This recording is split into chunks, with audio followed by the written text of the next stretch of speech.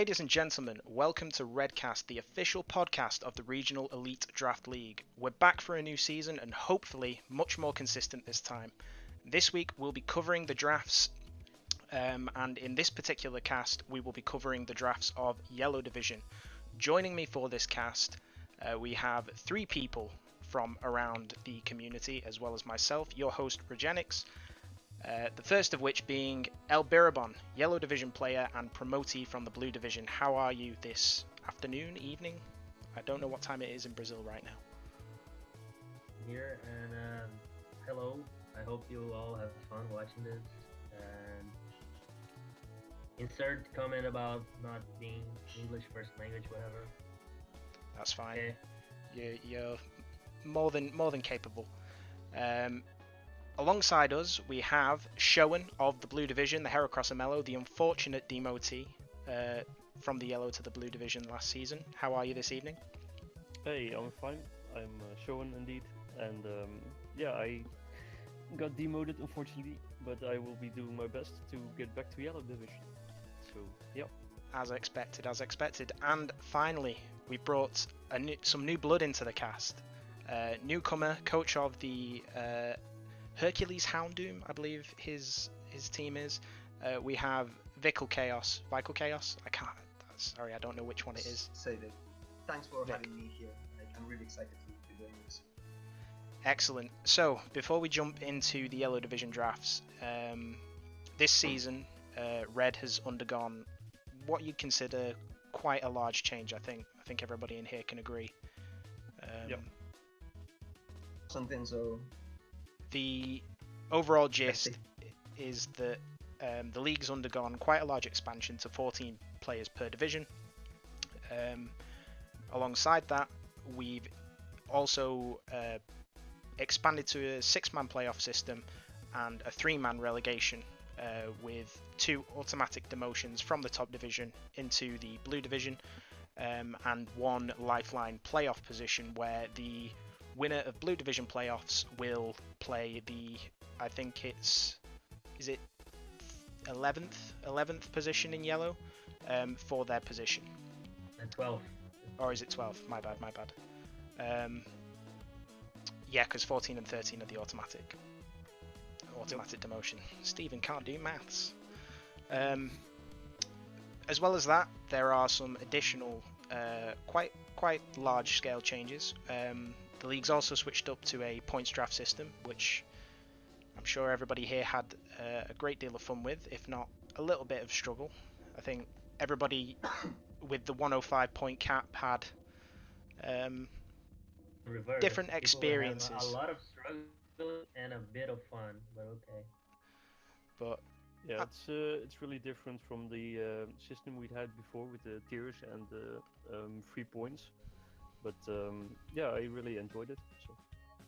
I was also draft. It's a lot harder to plan. Yeah, for sure. Really fun to use this point system.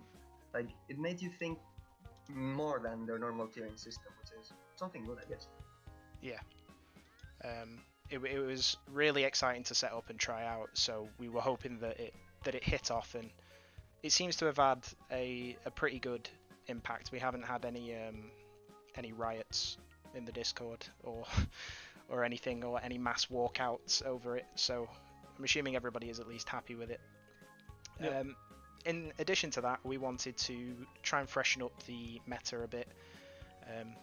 Obviously we're going to be stuck in this Gen 7 Draft League meta for a long time, so we decided this season to implement a weather and terrain tax that mainly influences sand, rain, and some specific unburdened mons, particularly Hawlucha, Sceptile, and Hitmonlee from the unburdened section.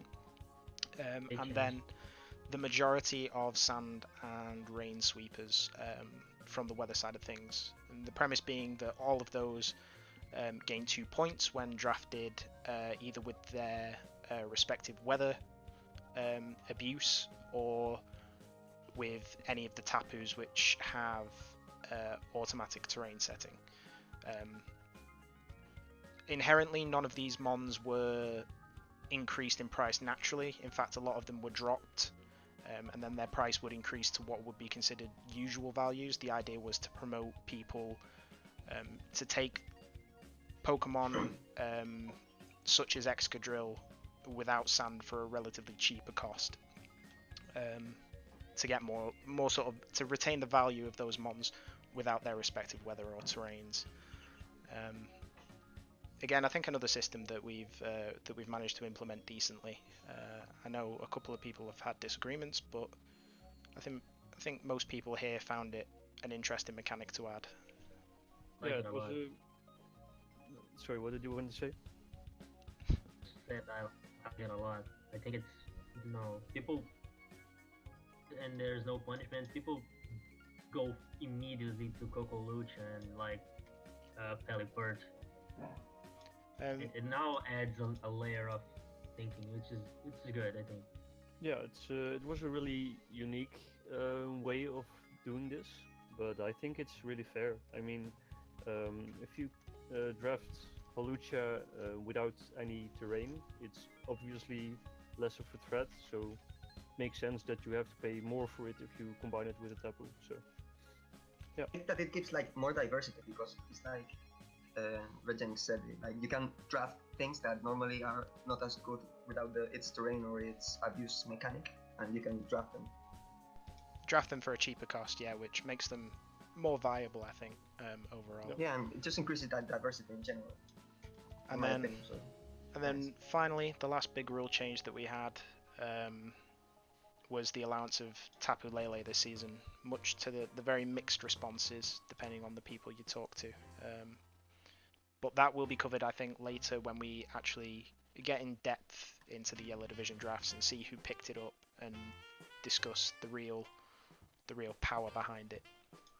yeah, and don't forget that we also made Zeraora available to draft. Oh yeah, Zeraora is available this season as well. So yeah, that should be exciting too. It's released now. It should be legal. It's released. Yeah. Just to note. Which is why we had it released early in the draft, because we knew that its release was coming up very soon. I think it ended up being released before week 1 of the league. Sure. So it would. I don't think Steven said, but Lele is allowed without access to Z moves. Oh yeah, Lele is restricted in terms of not being allowed to carry Z moves, just because we don't want to throw basically the kitchen sink into the league so soon. We want to gradually see if this mon is viable without making it completely broken if it is deemed to be so. If it's not, then great. But yeah, approach these things with caution has always been my thought. And speaking of Z moves, we also had, the mods came up with a system for that as well. So Steven will now explain it. Huh? Oh, Z-moves. So Z-moves this season, as the final rule point, a lot of the player feedback we got from previous seasons is that they'd have. Did all that get picked up? It wasn't flashing up. Yeah, I heard you. All right. Sorry. It was cutting. To quickly reiterate the point, sorry. A lot of the player feedback we got from last season was that people would have liked a couple more Z move users or more variation, because we've always traditionally been of the opinion that it's one Z user per team. But this time we changed it and implemented a Z budget of 21 points. That means people had the choice of either maintaining that really high tier Z user pick that is seen traditionally in tiered drafts, or to maybe go for 2 or 3 mid to low viable Z users that can be used to flesh out the team a lot more. I think it's probably one of the less balanced aspects that we got with this season. 21 points total felt a bit low, especially when the price of each Z user is equivalent to its drafting price. So your 19 point Celesteela is going to cost you 19 points of your Z budget. But I think people felt that maybe that was a bit too low, so we will maybe think about improving that for future seasons. Yeah, but I think it's fine actually. Oh, well. Yeah, I there think we it's fine, and I think it's really difficult to balance in general. And I think the points that a Pokemon costs to draft usually reflects how good of a UGC user it would be. So I think it's fair to do it this way. Yeah, Give it a shot, and at the end of the season, we'll see yeah, for sure. what happens. Right, so with that 10-minute introduction to rules out of the way, I think we should crack on with these actual draft reviews. It is worth noting that our opinions here are that of players and just members of the community. The league does have 2 analysts that handle our power rankings respectively, and obviously we're not trying to tread on their toes or take the jobs. We're not ranking anybody's teams, we're just evaluating them, pointing out what flaws we think there are, how we feel about the individual teams, and basically just providing our own opinions. It's nothing more than a bit of fun rather than anything official. But starting right in, first up we have the Blackburn Snovers, coached by, oh god, I don't know how to pronounce his name, I'm sorry. It's João. Joe. Alright, okay. Apologies, nearly butchered that. Probably still did. But does anybody want to start off with what they think about this team, or do you want me to lead off? Not. I'll lead off. I'm quite happy to share my notes that I've got down for this. I had them. Alright, go for it. So to start with, the team breaks down as Mega Mawile, Zygarde, Greninja, Galvantula, Blastoise, Mesprit, Togetic, Diggersby, Abomasnow, and Incineroar. It's worth particularly paying attention to those first 2 picks, being Mega Mawile and Zygarde, which is an insanely good offensive core. Mega Mawile is actually a rule we forgot to say. Mega Mawile is unbanned again. It got rebanned in Season 6 after being allowed in Season 5, and we determined that it probably was a little bit too busted for tiered meta, but we wanted to see if it could be balanced a little better in points meta. Yeah, being the only Pokemon to actually cost 20 points. Yeah. The 105 that we all got from the start. Incredibly expensive. Yeah. So while it is very, very powerful, it's also coming with a price. Yes, absolutely. And this Mega Mawile in particular has been partnered with Zygarde, which I think is an incredibly potent offensive duo alone. You could probably bring these two to probably every match of the season, and it be an absolute threat. On top of that, you've got the presence of webs from Galvantula, which again, very solid, and then spin with Blastoise so that you're not having to take down those webs. So he's got a really solid sort of top 4, top 5 mons there. 2 spike setters, Diggersby and Gren. Greninja, although usually better on things like protein sets, which are banned in the league, I still think Spike's Gren is very strong for the Snovers team to be able to run. The one downside I think I see to the team is that removal is very Removal was straight up bad. Yeah, I would have to agree. If you look at the defoggers, it's only Togetic. Togetic is not a good one. No. Togetic is trash. That's a terrible defog. It's especially bad as a defogger. I mean, at least it isn't the only fairy type, because he also has Mega Mawile, of course. But it being the only defogger is really bad, in my opinion.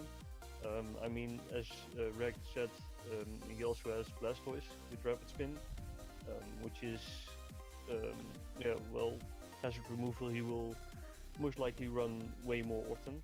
It's a lot of pressure onto Blastoise to bring that every single week. And although Blastoise it's the one thing that regular Blastoise does really well, because obviously it doesn't have the special attack and the ability benefits that Mega gets. I just think that it's an exceptional amount of pressure to have to bring that if you want to bring webs for speed control or spike stack really. He's gonna run Blastoise a lot, especially because he's only. I mean, it's not his only water type. He has Greninja, but like bulky water type. It's his only. I don't want to say decent switching into fire types because there's Zygarde's there, or is there, but Zygarde switching into fire moves that much, and Mawile is gonna take the face. Incineroar kind of does typing pressure here. There's one Mawile. I was running the types. Mawile is pressured into being the only resist to flying. It's kind of the only resist to dragon alongside Togetic. It's the only resist to normal, and it's I think those and fairy. There's a lot of spammable types in the team, but what I think it is worth noticing, particularly on flying spam, is that there looks to be literally 1 to 3 people capable of viable bird spam or flying attack spam in the division. So if it's not there, could it be considered as a massive problem? I don't know. I'm not sure, but there's a lot of fairy spam in the league. Oh yeah, there's a lot more fairy spam, which is a lot more of a problem. I agree. That I really love. Mawile is good. Mawile is good, but it gets whittled. If you get spikes up and Mawile doesn't take 2 or 3 fairy hits from Mega Gardevoir or stuff like that.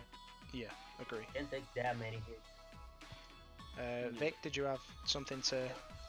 That, like, the thing that I really most love about this team is that it has Greninja and Galvantula, which are great pivots with U-turn. Yeah, absolutely agree. And Mawile, which is a devastating combination. It's really good offensively. Diggersby as well sort of falls into that role if you can when you put a scarf on it. All of those are great offensive pivots. Defensive pivots, it feels like he's more reliant on Mesprit, which I do believe outside of Mega Mawile is his only stealth rocker, which is maybe another disadvantage. Yeah, true. Indeed, 2 stealth rock setters. Sort of makes up for this with having spikes on several mons, and Greninja also having T-spikes, and obviously Galvantula with webs. But still, stealth rock is possibly still the best hazard in the game, because, well, sticky web is depending on the matchup, but stealth rock are always good in general, pretty much. I mean, So, Mesprit is a pretty splashable mon, but I agree with the points there. Yeah, absolutely. I was wondering how much is this team dependent on webs? I think he did a decent job at not being too reliant on them. I'm not sure if I agree. I think it's a bit slow and it relies too much on Greninja. You're only 110. It is indeed a decently slow draft with only having Greninja and Galvantula at more than 100. But if you look at it, Mesprit is a viable Scarfer, and unfortunately it's kind of the only stealth rocker. But like Diggersby can be a viable Scarfer too. So I guess it isn't too bad, but you also have to take into account that Mega Mawile has Sucker Punch, and then Zygarde has Extreme Speed, and Greninja has Water Shuriken. Yeah, so he has Quick Attack. Yes, good priority. Shard, so yeah, that's true. That's true. Yeah. Priority as a whole control, helps to manage that. I agree. Yeah. Good priority. I agree. Any further points to make on the Blackburn Snovers team? Well, what Not I do from like me. about Mesprit is that usually versus webs, you always need to find an opportunity to get rid of them once they are set up. And Mesprit having U-turn really helps him keep up his webs in that regard. So he can keep momentum and Keep pivoting in it. prevents Mesprit from being a free default. because I he agree. just U-turns into a threat. So that's what I like about Mesprit on this team. Definitely got very strong pivots to bring in the big hitters at the top of the table for sure. Yep. Yeah, quite excited to see how this team does throughout the season. We'll obviously all be watching in anticipation to see Mega Morwell's performances. Any final points before we want to move on, folks? It's not funny. It's all Okay. being said, in my opinion. Right, moving on, we have the Carioca Crooks. Have I butchered that, Biri? I hope not. Not really. Good. Coached by our own in-chat, El Biribon. So, who wants to take the lead? Do you want to take the lead on your own team with your own reasonings? Yeah, how do you want to do this? Do you want to criticize Or- my draft? And I Or will did people want to backfire? get in any early critiques first? Well, Talk maybe it's about it good first. to look over the team first. So Then Biribon, like, talk about his team and then we can pull it apart. Yeah, sure. So, Yeah, me and Sho- give me us and your thought Showan were process, Biri. kinda drafted together, so I Yeah. think start or even. Oh, do you want me to start? I'll quite happily start it again if people want to get the notes together and such. As a whole, I probably think you've drafted the most well-balanced team in the league.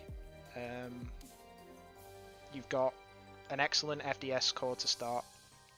The drafts will be on screen, by the way, for everybody who's watching the video in post-edit, so they should be able to read everything in front of them. But as a quick clue in, Curran Black, Z user, Skarmory, Mega Gardevoir, Infernape, Quagsire, Skuntank, Lycanroc, Midday form, Cofagrigus, Blossom, Slurpuff, and Kamala as total. And again, to reiterate, I think it's definitely one of the best balanced drafts we have in the division. and don't forget that Blossom also has Z moves. Yeah, Blossom is a Z move as well. Yeah, good point. And that's very leftover points for It's, but it's don't still sleep on strong. Blossom, bro. But yeah, you've got that very nicely versatile core between Kyurem Black, Skarmory, Mega Gardevoir. Kyurem is just that monster wall breaker. Skarmory is your physical tank. Gardevoir is your special tank or special breaker.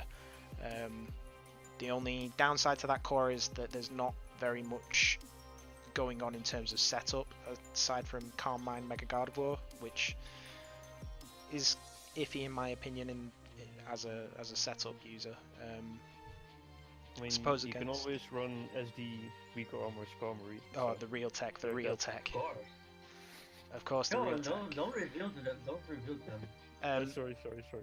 But that does get supported a bit by Infernape, which is of course capable of setting up on both sides very easily. It can run both Nasty Plot and SD pretty much as it needs to and as it wants to. Plenty of good priority there and a good 108 speed tier. Quagsire and Cofagrigus make up a very decent defensive core in my opinion. Especially when you take into account the unaware ability that just negates setup sweepers being able to do anything at all. Kamala, I don't really know too much about that mon, I'll admit. I assume is it specially or the reason physically I- bulky?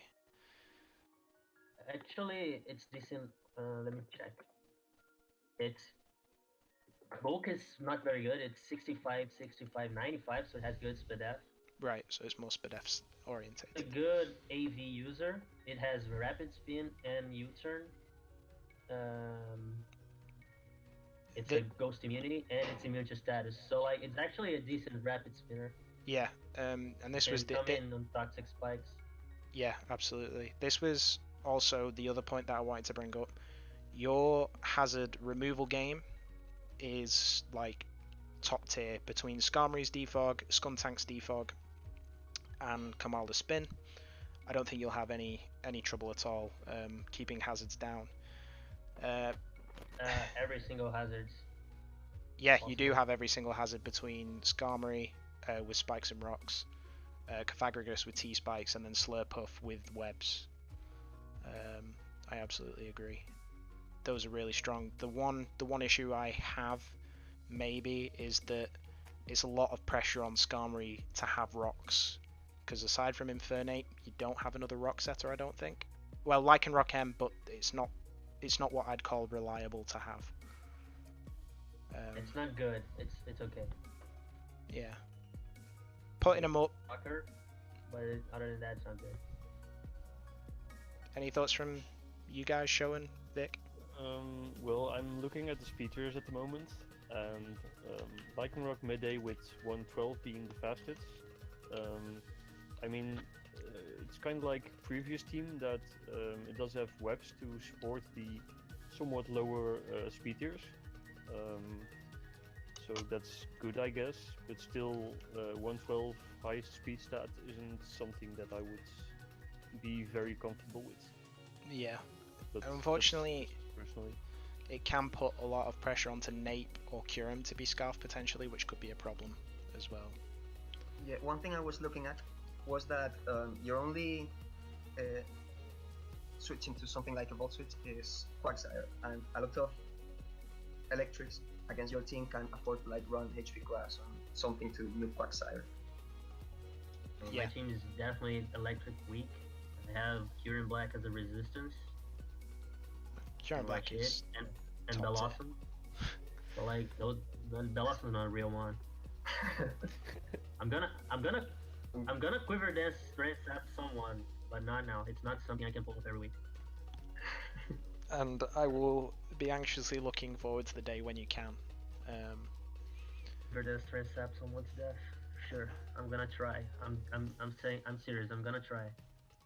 You have to use that Z move sometime. You have to. Get that big quiver dance, yeah, Solar Beam, Bloom Doom. well, at least I won't be the Actually, one. amazing. At least I won't be the one facing a Z Blossom because I'm not in Yellow Division anymore. Yeah. Thank God. There's a Zebra Awesome in Blue Division. Oh. Axel drafted well. exactly like me. He drafted Yeah. Kyurem Black and Blossom and Z both. He knows the real Yeah, you're right, I threats. forgot about that. He knows the real What I threats. like about my draft, let me just comment on one thing real quick, is that Skarmory is here, and in Blue Division, Skarmory is also the second pick of someone, I forget who. I don't know. It's We'll funny find out because eventually. Skarmory is always someone that sometimes gets undrafted in tier. It just goes to show how points is, a bit more interesting. Some ones are better because their value is just slightly lower. Skarmory, which has access to both Deep Fog and Hazards and Spikes and Stealth Rock, and a lot of coverage and amazing typing. Actually, it's good to draft early because it's a lot easier to fuck up your draft. Sorry, I'm not sure if you can cuss here. You or can not. cuss, just don't be every other word. But yeah, it's fine. It's a lot easier to screw up your draft and be sniped and be left without options, removal, and hazards. So drafting hazard mons and utility earlier in point system, at least in my opinion, which is why I drafted Skarm early. And I can see a few people thought of the same as me. Yeah, like you avoid that moment when you're looking at your draft. You have 3 picks, you have like 10 points, and you have to get a hazard removal, a rock type, a water type, some type of fire type, some more hazards, and you're like looking and trying to make a puzzle. And then you get sniped, and the only mon that fitted what you wanted is gone, and now you can't adapt because points screw you over. Yeah, I agree. Yeah, I feel like that was the main challenge with the point system, and I think it was a fun thing to have. I mean, you really need to pay attention how you spend your points and what you still need and what you can afford. And I mean, that's always the case even in tier drafts, but in points it's more the case. So Yeah. It was like as a side option because it blocks also rapid spin, and that's really good with how much hazards you have. Yeah. I knew I had to draft the ghost. Yeah, completely agree. It's very, very strong. I think it's one of the most well balanced, if not suffering from speed a little bit. But yeah, any final points, or shall we move on to the next team? I don't have anything left to say about this. this team. Great. Same for me. The resounding silence I'll take as we're moving on. Next up, we have the CLE Legends, coached by Nathan22. The full team breakdown is Megalopony, Zapdos, Sylveon, Alolan Muck, Delmise, Metagross, Seismitoad, Selgor, which is a Z-move user, and Zygarde 10%, which is a Z-move user. I've started too, so anybody got any notes they want to share? Or I mean, I'm already hijacking the thing, but yeah, go ahead. get right on it, Biri. I think the speed. He has like 2 speed users, which are, has 2 speed demons, which are I think a month over 130 speed. Most that can check Coco without scarves. Having 2 of them is really impressive. Having dual It witch. forces people to run scarves versus you a lot. Force a lot of people to run scarf, and a lot of people disagree with me, but choice scarves are really hard to use item. It's very easy to lose you games because you ran a choice scarf on a mon. It can There's a big potentially. opportunity cost. Yeah, forcing your opponent to run choice scarves is always a good thing because you're removing a lot of offensive pressure and you're locking and you're creating setup opportunities. Yep. Like Dragon Dance and Yeah, can absolutely respect that. Yeah, like this kind of team is the kind of team that, like, you go into the team preview and you play who's the scarfer. Team works. You see, I think it's that is the game that Nathan has to go in and play at team preview versus opponents, because to me this team doesn't have a lot of viable scarf users. That's the thing I was about to say too. Like, if it had more setup options than Zygarde, then it would be amazing. But it misses a little bit. Yeah. The setup, but it's the other kind of setup. It's curse, and it's not. I think gives your opponent time to react. I think this will come down to a lot on how Nathan decides to build his teams and play his opening turns, more than it will, focusing on his opponent's prep. The key points that I wanted to bring up is that this team was very highly rated in Cam's PRs for the sole fact that it was Megalop plus Spike Stack. That is definitely worth mentioning because it's a very good strat. The only thing that I question is that it's a Selgor and it's very frail and it's got a really poor typing for consistent Spike Stack, which is something you want more with Lop, especially on teams against teams that are going to be able to continually remove those hazards. I also really rate his Metagross choice because that actually, alongside Alolan Muck, gives him really 2 very solid pursuit trappers for the bulky sidekicks that are going to be getting in the way of Lop. And Muck as well also helps deal with the fairies, despite only being neutral. And Metagross also helps with that as well. So he's got coverage for the 2 main types of Pokemon that will stop Megalopony, which in a lot of games I feel is going to be his win con. Yeah. Goes for the flying too, which is Zapdos is the best flying counter in the game. Yeah, I absolutely agree with that. Yeah, I feel I'm not like a fan of Zapdos. Like, I think it's a slightly overpriced at 15, but that's just my opinion. I've never been a fan of Zapdos because its speed tier is really good, but not excellent, and its special attack is really good, but not excellent, and there's a very big opportunity cost to play with default. You wanna Max defense Zapdos and still pressure people. It's amazing. I love Zapdos, but it's okay. It's opinions, no problem. Yeah, Zapdos is really decent, and as Rex said, indeed, it really acts well as a flying resist, and together with Metagross, and Metagross can focus more on the psychic types, having Zapdos as a Zapdos ensuring that Metagross doesn't have to be the flying resist. That's basically what I wanted to say. Metagross is like one of the best fairy killers in the whole draft. Yeah, It's fantastic at getting rid of fairies. It's also really hard to switch into a Metagross in draft format. Yeah. That thing has access to so many. It's quite insane, actually. I really like Metagross in this. Yeah, this draft. I'm a big advocate of Metagross. Delmise recently got a buff thanks to the Ultra Sun and Moon tutors, which is one final point that I wanted to bring up on this team. Delmise's spin with the Selgor spikes is decent. I think as well he's got the spin blocker as well to keep opponents from getting their getting the spikes away. Delma is a good spinner. That was what I was about to say. He has spike stack, but his only good removal is Zapdos, which is the defogger. Yeah, so You don't want to run It's a Defog on terrible Zapdos spinner. the majority of times. Like, if you run Oh, there's Defog no and spike. Roost,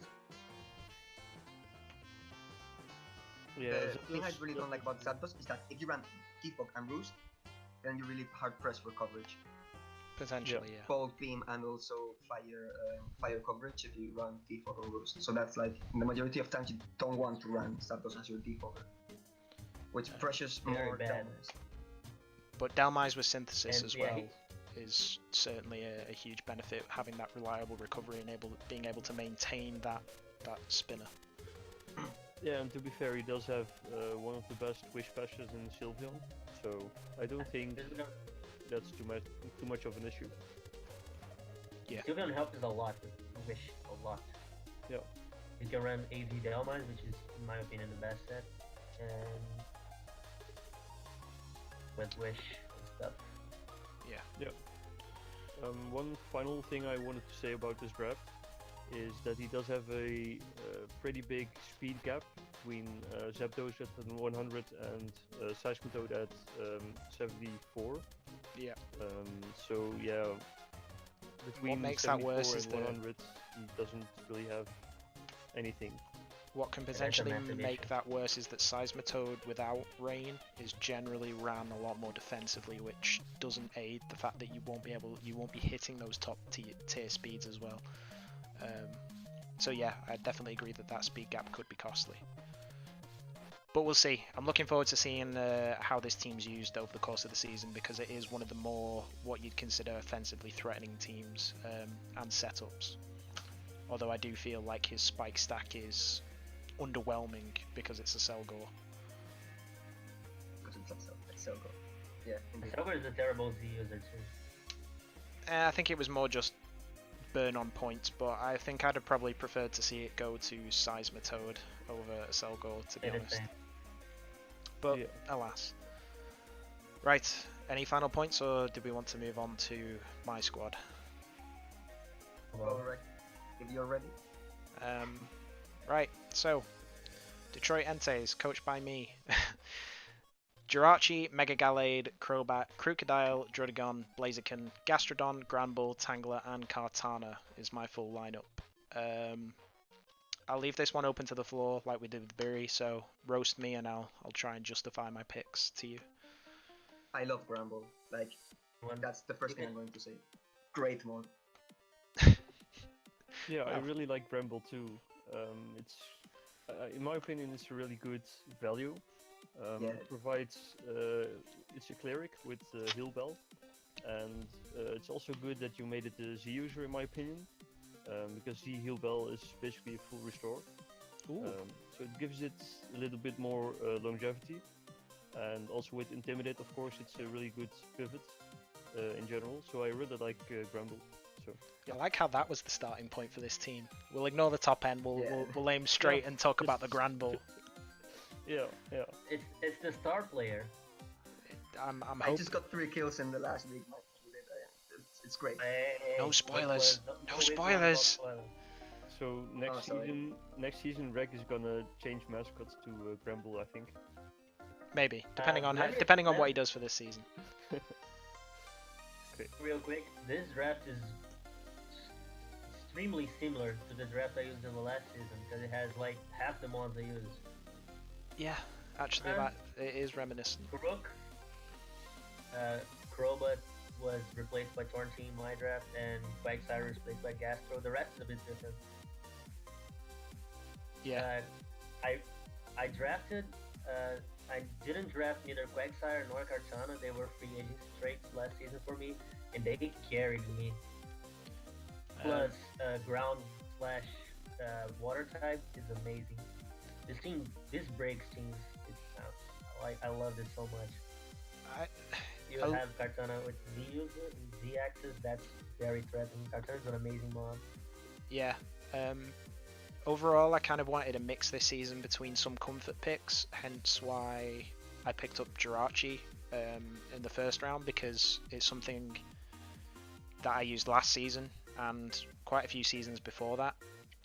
And mons like Crobat and Crocodile I've used in other leagues previous, so I wanted to get like a general core of Pokemon that I sort of had as comfortable picks, and then branch out into things that are usually outside of my radar, such as Kartana, and I haven't had the opportunity to use Mega Gallade yet, so that is a pretty exciting prospect for me to be able to use. Comfortable running Stealth Rock on Druddigon every single week, because you're gonna do it. I mean, if Druddigon comes every single week, then yeah, but there's also plenty of option to run it on Crocodile and Jirachi as and when needed. I ran Stealth Rock Jirachi a bunch of times last season, but like neither Jirachi nor Crook enjoy running it. Crook kinda if it's defensive, but like other than that, Jirachi is always pressed for coverage.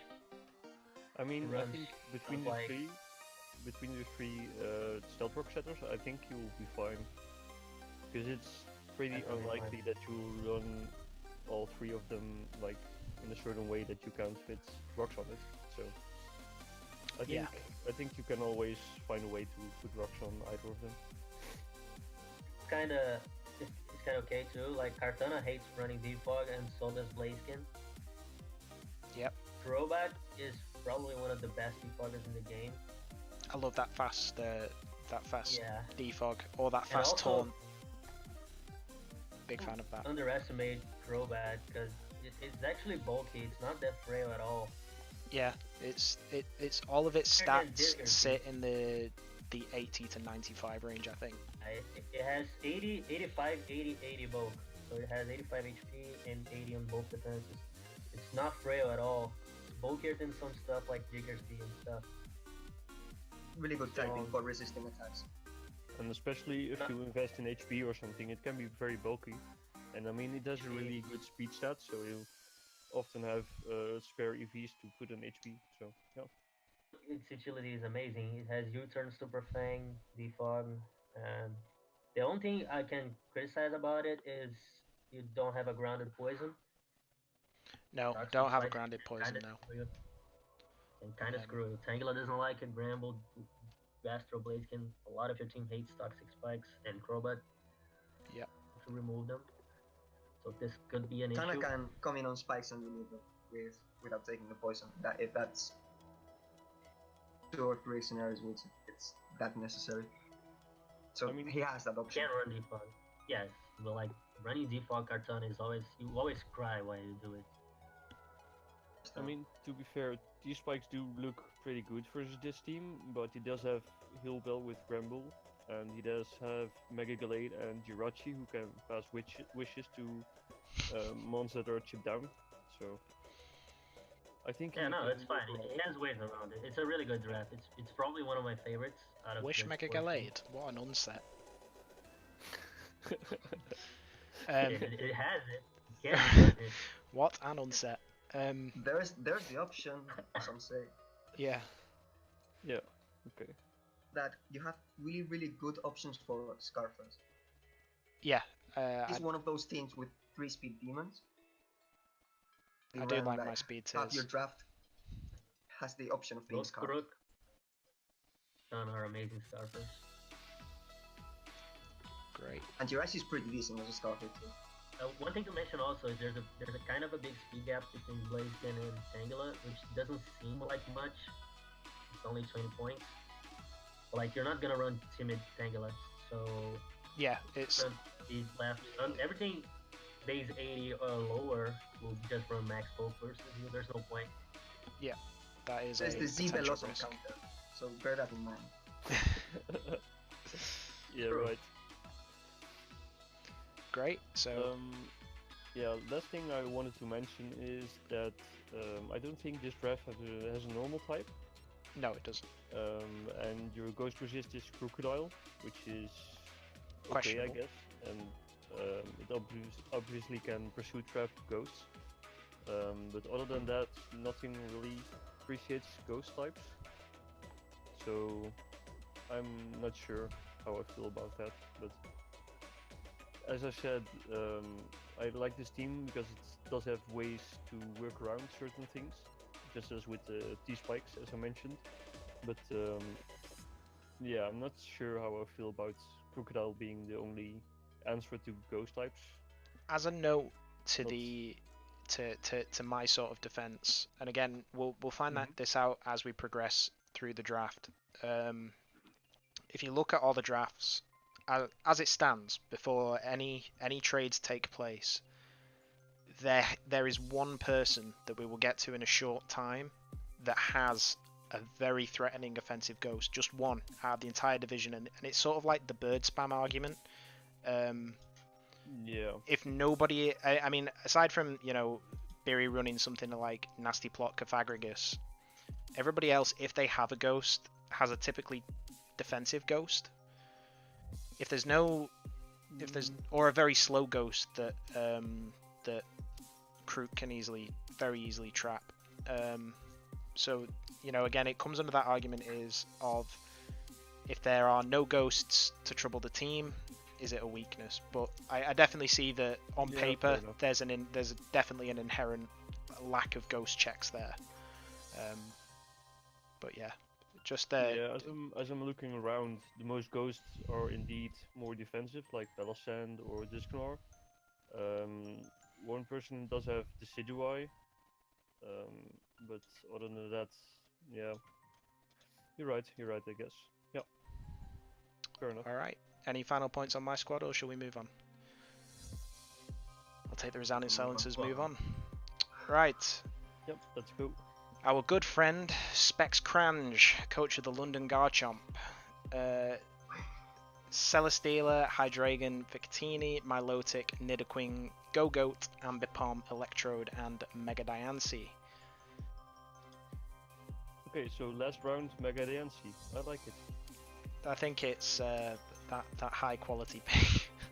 Yeah. You can really see how he was running out of points in the last picks. Well, I mean, you can see how he was running out of points from like Milotic onwards, really. He's just managed to scrape enough for 9.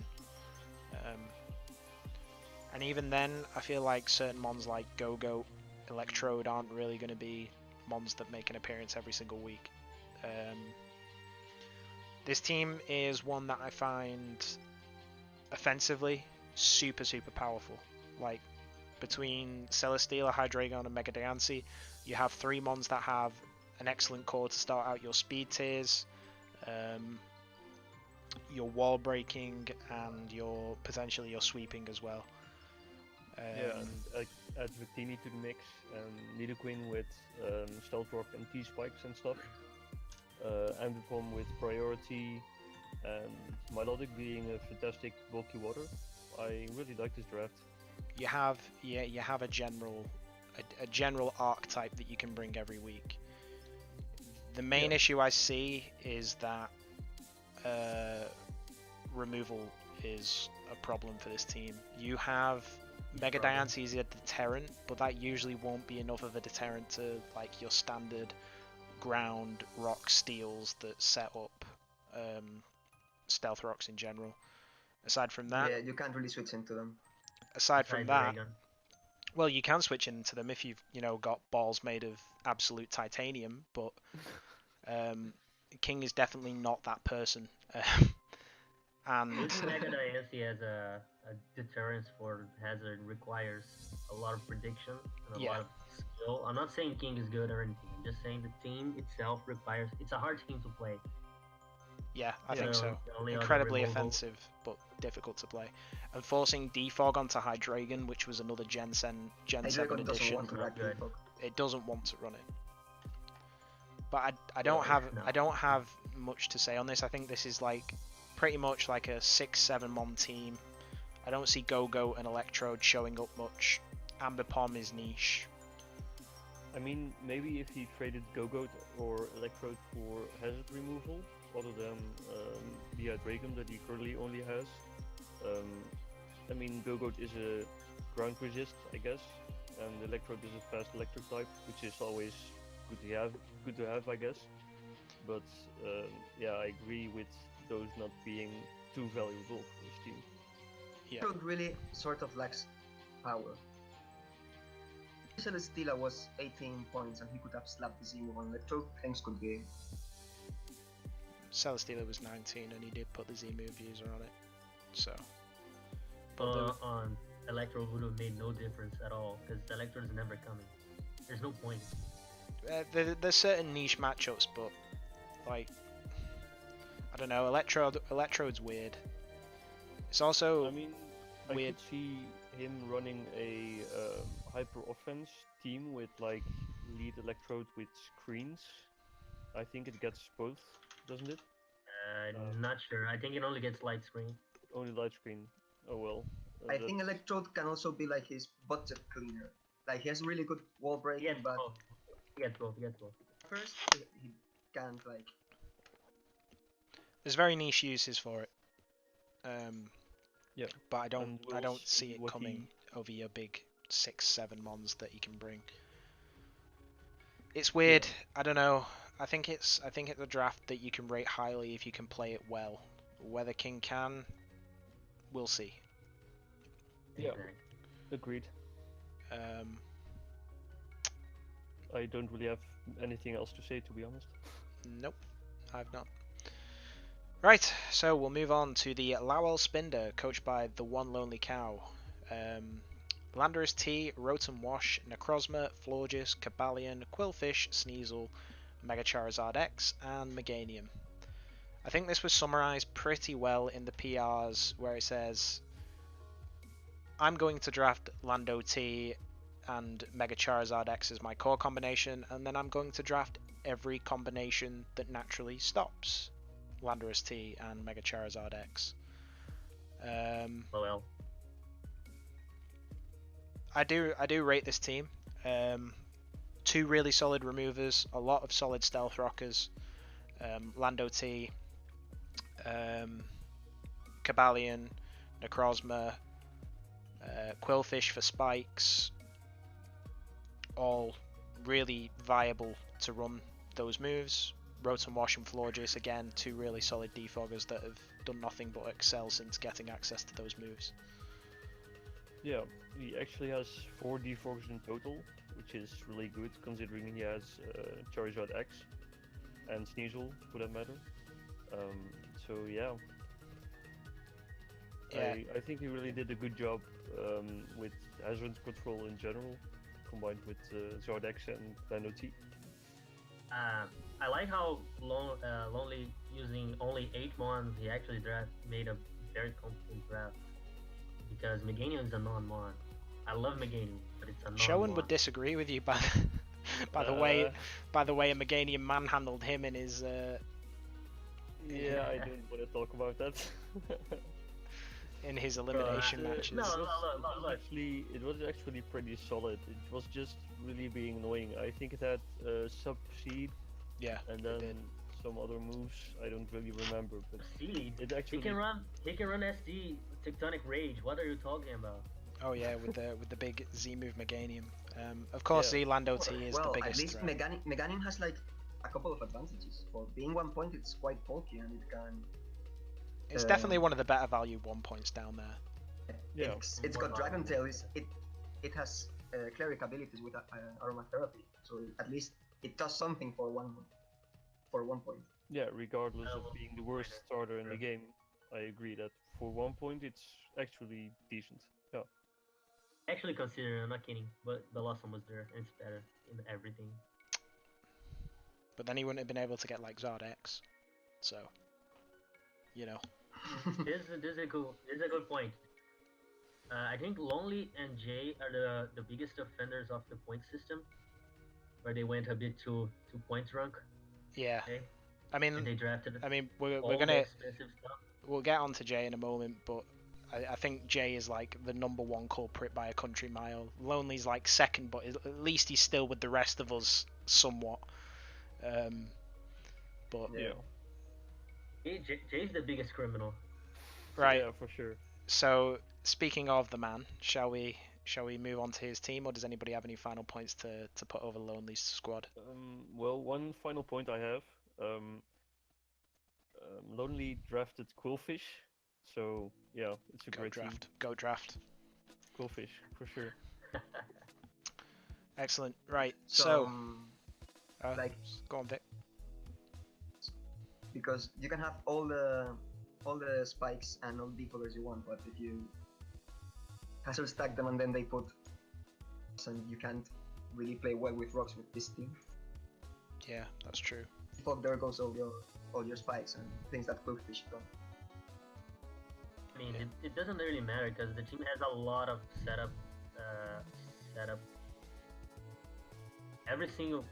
Not every single one, but like between Landotina, Cosmoflorgus, Cobalion, and Zard. See Quillfish. And random ST Sneasel. Like everything has setup. Yeah. Be set up and what will be choice and what will be like defensive. It's very flexible in that sense because Lando can be set up, breaker, or defensive. Rotom can be set up, breaker, or like trick, both insanity. Necrozma can be defensive, Florgus can be set up, can be defensive, Cobalion can be, you know what I mean, right? Yeah, yeah. Like aside from Sneasel, every single one of his Pokemon can be either a tank or a breaker. Everything's Annoying as pretty hell. viable. Actually, one thing I don't really like about his team or about Cobalion in general is that it's not a fairy or a flying resist while being steel type. Yeah. That's the only thing that I don't like about Cobalion. It's his fine. fairy resists are inexistent. Quillfish. So Yeah, his fairy resist is a Quillfish, but at the same time, his Quillfish. fairy weakness is non-existent. Like Yeah, true. Zardex doesn't suffer because by virtue of the fire typing. I know you're a big fan of Zardex, Vic. Quite Love publicly. Zardex are my favorite megas. But you know, he doesn't have the weakness by virtue of Cobalion, so I don't know. Like fairy hitting neutral, it's good if you have one of those big offensive fairies, but I don't know how many teams have them. Maybe one or two. I can see two right in front of me now. I'm just scrolling through, but yeah. Zardex in Red Season 6, Zardex was the last place in yellow and the first place in blue. Whew. Gotta That means Zardex is either really good or really bad. Well, it's in the hands of Lonely, so I'm expecting it to be pretty bad this season. Right, I think we spent enough time over Mr. Cow's draft. Let's move on to, I think, the shared opinion of the biggest point culprit, or the point abuse culprit of the lot. The New Orleans Pincers, coached by Jay. Tapu Lele, Mega Medicham, Tyranitar, Ferrothorn, Volcarona, Primarina, Gliscor, Illumise, and Bidoof. Wow. On your screen, you'll be able to see the points because I'll be inserting the full draft into the video. But for the viewers that aren't obviously with us presently in the chat, you'll be able to see that Jay just went hard to the paint with points. He did not consider much for budgeting, I think we can say, considering he's drafted 7 Mons and then an Illumise and a Bidoof. Yeah. This is what I was talking about, drafting earlier removal and earlier utility, Because this man was like, okay, I want Lele, I want Medicham, Psychic Spam. Okay, now let's see, I need a Ghost switch in. Okay, best one in the game, Tyrant Touch. Ferrotorn. Okay, now I need a late game cleaner, Volcarona. Okay, I need a Bulky Water, Primarina, and a Fairy. Cool. Oh shit, I have no points. Take Well, one more Mon and then 2 trash bags. Yeah, exactly. This is exactly how this man drafted. From my understanding, Jay got sniped a lot during the draft, and has since, which people will find out in the week 1 cast, made some changes that better suit his general play style. But this is a team that, I don't know, it's like Tapu Lele is going to be one of those monsters, and Mega Medicham in terrain is going to be something that a lot of people find hard to stop, along with Volcarona, which is always a threat. But when your only defensive options are Gliscor, Ferrothorn, and then to a much lesser extent Primarina, people are going to be able to prep for these, the 7 Mons that Jay is going to be consistently bringing every single week. I think he's really going to struggle until his trades come through. Yeah, especially because his team is also really slow with Mega Medicham and Volcarona at 100, and that's the top. The team is really slow, and while Lele and Medicham is actually unwallable, in my opinion, you can't switch in, it's impossible. It's ridiculously easy to check. Yeah. What I don't like is that very easy to check in general. on a draft with Tapu Lele, Mega Medicham, and Tyranitar, turn. Yeah, no Volt turn. Gliscor with U-turn, but who's running U-turn Gliscor in 2018? Run U-turn back. Specs? Come on. He can easily run Specs Volcarona with U-turn. What are you talking? Banded U-turn Volk, the real tech. The other thing that is a huge problem that he's had to make a quick amendment to is the fact that his speed tiers are god awful. Nothing goes above 100 base speed here, I don't think. Yeah, true. Options for Scarfers are like Tapu Lele, and basically that's it. Which is the exact thing you don't want. Having Tapu Lele locked into Choice Scarf every week makes it that much easier to prep for. And this was a point that I believe Zeden argued heavily for in the argument of it being unbanned, that if Tapu Lele becomes Scarf locked, it becomes much easier to handle than other variants that are much more damaging, such as Sub or Specs, or even Calm Mind. But yeah, I don't think there's a great deal to say, because other than that, everything's kind of in the middle. His rocks are okay. His removal is limited. His removal is Gliscor, which isn't bad when you consider he's got 7 viable brings every week. Yeah. But Gliscor can struggle with defog, and there's plenty of other sets that Gliscor can run really well. The one virtue, I guess. Yeah, Gliscor does really have a full move slot syndrome, because sometimes I mean, Roost is pretty much always something you want to run, and then you have defog, as we mentioned, and then Taunt, or maybe U-turn for momentum, which the other members on his team lack, and then Earthquake, of course, or knockoff utility. There's a lot you want to throw into that Mon, and it gets even worse when you want to run SD Starbreaker sets as well. Yeah. He needs to run SD Gliscor. He can run defog on Illumise, but this forces him to drop one of his actual good ones, which is not a good thing. Yeah. And Volk.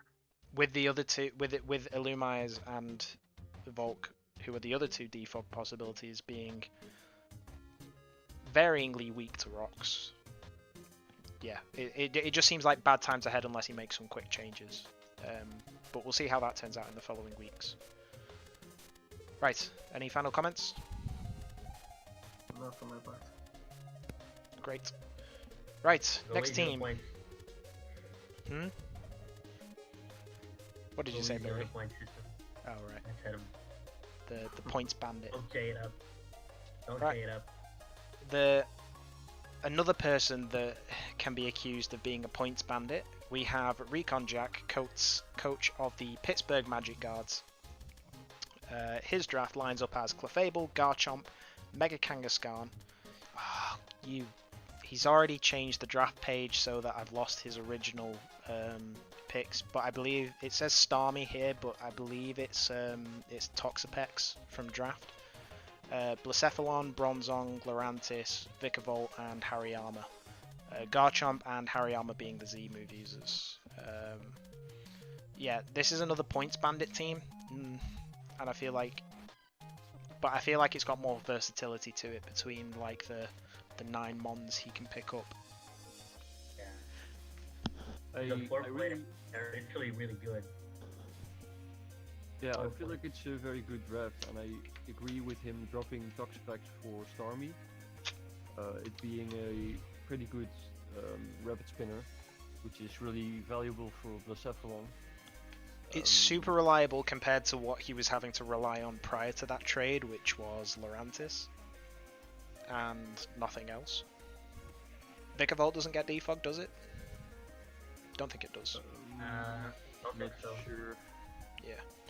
Not that he has a particularly rocks weak team, but hazard stack again is a big problem. I would also like to comment that the speed is weird because like Yeah, the speed is again there's very weird. everything is fast or very slow. Cause like There's no there's there's Mega no Kangaskhan, Starmie, Blacephalon.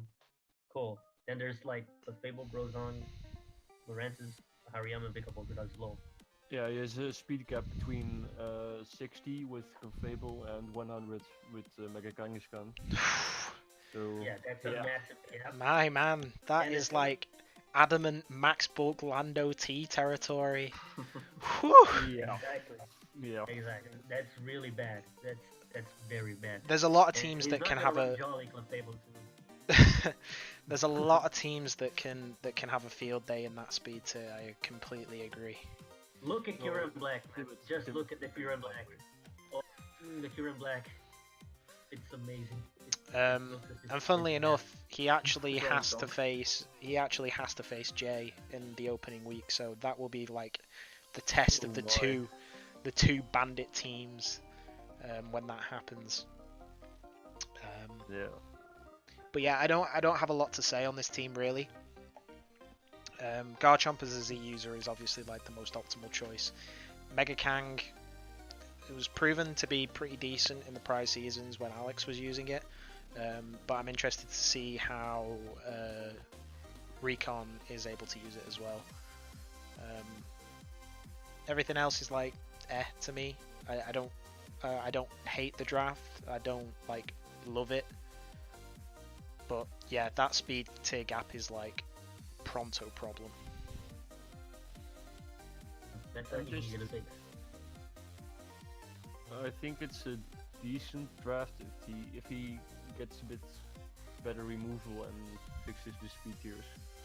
And I'm just hoping that he puts in work with Blacephalon, because I think it's actually a really threatening mon, and I'm just excited to see if he can put in work with it. Yeah. The best scarfers in the game, and its offense is straight up. I don't want to say broken because it's not broken.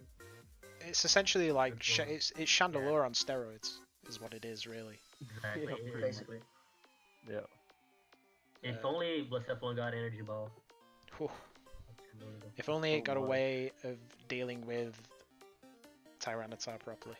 If only got HP fighting. If only it got HP fighting. Rip the dream. Alright, next up, the Royal Thai Greninja, coached by Zaffa. Mega Scissor, Latias, Superior, Suicune, Arcanine, Lucario, Mamoswine, Zebstreaker, and Mushana. I think Vic might have like cried with joy over some of the mons in this team because Yeah, completely. it Yeah. completely has like some of his absolute favorites. So Vic, why don't you take the lead and give us the breakdown on your thoughts and what you particularly like and dislike about this squad? This squad, like, I can't lie. The only thing I would improve is changing the Latin, but So you, if the good one is already taken, well, yeah. Like, I want to point out that a lot of Superior's quote-unquote counters really don't counter its sets, because the sub-seed set is completely disgusting. yeah, For example, Heatran. Hit it on the switch and keep spamming substitute, and Heatran dies.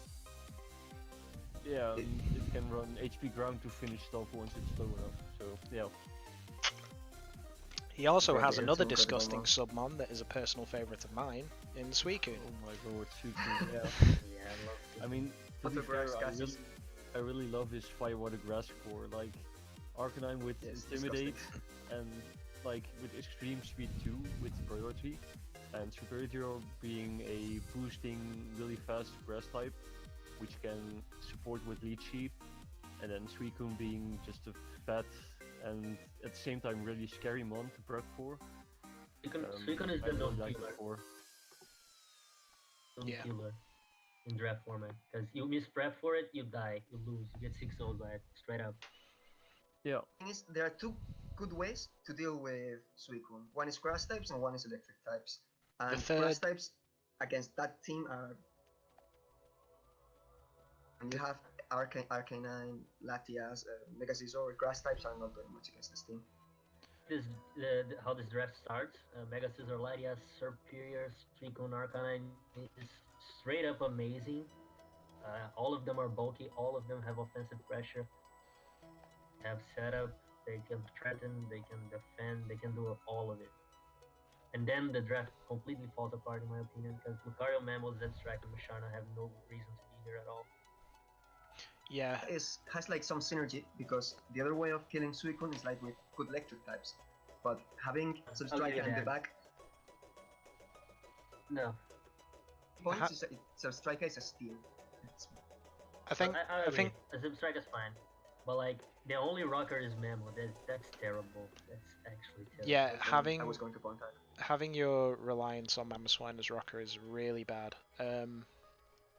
The removal game in itself, his removal game, top tier. Mega Scissor, Latias, Serp. Fantastic defoggers. Completely reliable in every sense. Having one rocker to respond with, not so good. It doesn't like being forced to run. Yeah, Rocks and every it game. doesn't he like also rocks. doesn't have too much momentum to like get in his hazard removal. Well, Scissor has U-turn and is like one of the best U-turners. Yeah, Mega Scissor, but after that, he After doesn't that, have- you drop into Zebstrika, which yeah, I also wildly disagree with his Z move options, Z move choices. yeah, three Mario's very. not good. I mean, the thing is, like, Wanted Lucario. I can understand why he chose those. I can series. understand. Lucario is really threatening. It can potentially be, but I personally would rate either Z Superior or Z Latias over those, just because Z Superior gives him an extra layer Hyper beam. of usefulness Yeah, Z from Hyper Beam. Serp, and Z Latias just unlocks amazing potential in terms of it being able to use CM Carmine sets. yeah. Latias has I would a even lot of say versatility that with Z. even Z Arcanine is better than Z Lucario, because Z Arcanine allows it to do things like muscle through water types with Z Solar Beam and Z Wild Charge. Like, what does Z Lucario do? I mean, What do we allow Lucario to do? the I mean, issue to be fair, Go ahead. The Arcanine is kind of, I wouldn't say predictable, but like if you know that Arcanine is a Z-mon, you can kind of expect it to have Z Wild Charge. So it can be played around, but that's general, of course, the case. But I don't know, I have used Z Lucario before, and it wasn't the best, but it wasn't the worst either. So I'm not sure. I personally would have gone with Ladi, I think, on this draft. I would have gone third, but Lai is the second best, in my opinion. Yeah. I don't Possibly. think Z Lucario is awful, but Lucario's sweep ability to me comes in the form of either SD Extreme Speed, which he used to clear out the games, or Nasty Plot and then like Vacuum Wave. A lot of its sweeping to me is based on priority. If you're sacrificing that for a Z move potentially, Yeah, exactly. I feel like you struggle. I don't know. Lucario also usually relies on berries to set up, like Shuka and Aka. Because it's too damn frail. Don't forget Lum. Yeah, and Lum as well, just to negate burn And Lum. status or para. Yeah. Honestly, Lucario is a mod that I think it's only good with the Megastone, in my opinion, because it's a very bad mod. Really like That's the Lucario. thing. I don't know. I don't really have an opinion on it as a whole, but yeah, I can see the arguments against it, but yeah, it does make me feel like suboptimal choices from Zaffa, but you know, Hope Zephyr prove me wrong and show me the power of the Lucario. Yeah, exactly. for sure. Any final points? Nope. Right. Literally, that superior is like God. You Number either one. have something with Sub-Zero or used. Number one snack worldwide. Right. Toronto Bidoof, coached by Perp Derpy. Hooper and Bound, Z User, Thunderous Incarnate. Tapu Fini, Mega Venusaur, Buzzwole, Registeel, Piloswine, Aerodactyl, and Z Ordino. Weirdly. Yodino, LL. I mean, you have a Z Gramble, so Oh, Z Grimble is okay. yeah, but I mean, Z Ordino is like Z Ordino's Gramble, I guess. passive completely. Doesn't have any Yeah, true. any attacking I stat. guess- I mean, it does also guess have it the could- generator, so he doesn't need Z Heal Bell. But I Yeah. guess it's just the And- leftovers points he had, of course, Yeah, from with Oops. Upayu being 16 points. Yeah. That's exactly. He's never coming. He's only Z Hooper. Yeah, it's just the leftover points that he could see. So, general thoughts on this team, folks? Okay, but in my opinion, it lacks like some queen. It's something because Hoopa and Ban's really good at taking down walls. Thunderous Eye is also really good at taking down walls. I feel it's like something like some fast cleaner apart from Aerodactyl, because Aerodactyl is like really Speed, I'm not speed a is a fan. big is an issue I agree with. And he also doesn't have that great of scarfs. Like, what runs a scarf on this squad viably? Hooper Unbound, when you really want to be able to run Z move. I mean, I suppose you can run Z Snatch Hooper Unbound, but Scarf Buzzwole could be an option. doesn't Buzzwell Oh. have like 60 speed though? 79. Oh, it's faster than I So anticipated. it's decent, it's decent. And then you have Fini with 85, but Fini is Always going to be defensive on this team. yeah, and apart from Aerodactyl and Thunderous, which are mons you run defog on, well, Aerodactyl actually. But yeah, Tapu Fini is gonna be defensive together with Mega Venusaur most of the times. Credit to the bulk of the team. Tapu Fini plus Mega Venusaur is no easy centralized core to take down. Yeah, so in general it's a pain to take down. combined with wishes from Ordino and also Piloswine and Registeel, that's pretty fat. Yeah, His this- defensive core This is team is right up premium. my alley. It's something I would use. It's so fast. the only thing I wish it had is, funnily enough, Wish, or a couple of mons with reliable recovery, because the only things, I mean, I understand Ordino's there to provide Wish, but having used Ordino personally last season, it's an incredibly niche mon. Mine didn't even make a show up until playoffs. I mean, granted, maybe I had a more solid Wish core, but I feel like Ordino being very easy taunt bait I feel like he'll struggle to keep a lot of his team healthy consistently outside of Mega Venusaur because it's the only one really with usable, reliable recovery. Yeah. The team's like a weird offensive mix. Like, it has the makings to be like a HO squad in some ways, and then And just in then other ways it's again, like too doesn't. bulky. Buzzfall has reliable recovery, it dies to any special hits. Yeah. And It's more like balance. I mean, you have Hoopa-Yu and Thunderous to break walls, and then you got like Venusaur, and Registeel to like take hits. Yep. But as you said, they don't have reliable recovery apart from Mega Venusaur, so I'm not This sure what to team- think of with this team. We'll struggle a lot with other bulky teams with more reliable recovery. I completely think team that'll be only- the case. Yeah. only setup is Thunderous, only like real setup. Well, Hoopa and Bound has Bulk of Z-Trick, Buzzfall. and a plus 2 and speed Hoopa and Bound is no. nothing to laugh at. No, don't say stuff like this. Z-Snatch. Yeah. Z-Snatch to win. And also the speed gap. Plus 2 Hoopa and Bound is terrifying. Nobody drafted the true counter that is first impression Glycopod either, so you know. Ooh, that's true. That's actually true. But no, but really, this team struggles a lot preventing opposing setup. It has like 3 taunt users, which is good. It's just Thunderous, Feeny, and Arrow. Yep. If Those if walls you get are an not that SD easy up to against set your up. team, it's a problem. Like a scissor with an SD walks through this team, no problem. Is that this thing is like not that easy to set up on. I think- It is. with mons if like you're a scissor- Registeel and Piloswine, it's very easy to be honest. Because Registeel Yeah. is passive, Piloswine, you know what moves it's gonna run. It's gonna run EQ and like maybe Ice Cool Crash or Ice Shard, but that's it. And then I mean- Molino is really exploitable too Sure, on those 3, but in certain cases.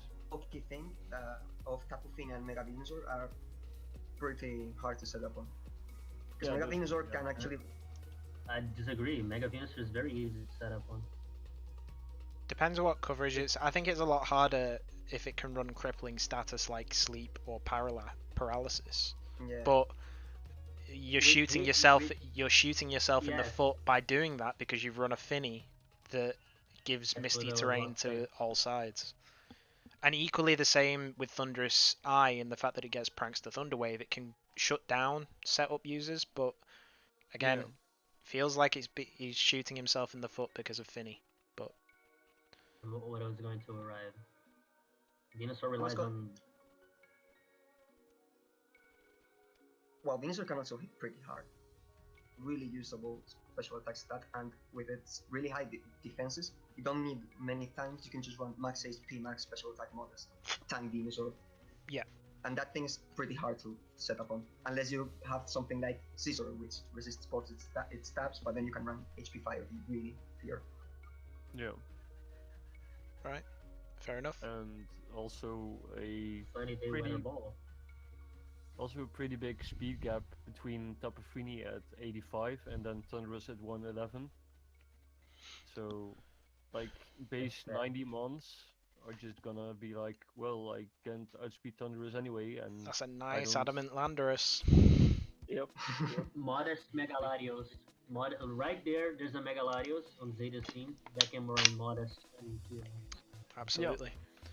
Yeah. There's a nice adamant Kartana on my team. Well, actually no, because Thunderous. Wait, Thunderous is 111, isn't it? What Thundery Eye? 111, yeah. And Yeah, so there's a Katana's nice 109. adamant Kartana there for me. Yeah, I agree that speed gap is potentially crippling. Right. Any final points, or shall we move along?